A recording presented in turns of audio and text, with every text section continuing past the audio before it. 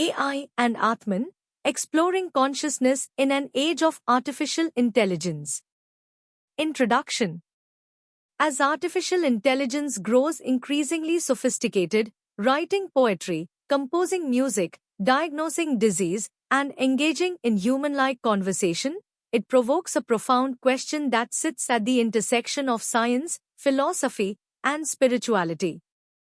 Can machines ever be conscious?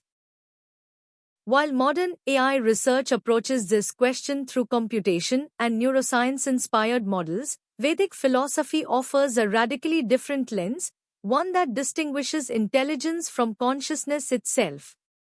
This exploration brings together AI and Atman, the eternal self, to examine where true awareness resides in an age of intelligent machines. The digital mimicry of mind. Simulating intelligence. Recent advances in artificial intelligence, especially toward artificial general intelligence, AGI, aim to replicate human-like abilities, creativity, reasoning, learning, and problem-solving. Neural networks now loosely resemble the brain's architecture, using layers, weights, and feedback loops to process information. From the outside, these systems appear intelligent. They can outperform humans in narrow domains and increasingly mimic human behavior. Neural networks versus the human brain. Despite surface similarities, key differences remain.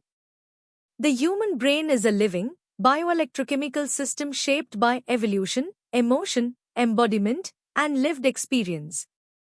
Neural networks are mathematical abstractions, statistical pattern matching systems operating on silicon.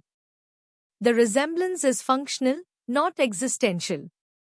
The hard problem for AI. AI excels at doing, but consciousness concerns being. Philosopher David Chalmers called this the hard problem of consciousness. Why does subjective experience arise at all? An AI can describe pain, joy, or love, but does it feel them? Or is it merely executing symbolic responses? This question remains unanswered by computation alone. Atman, the untoucher.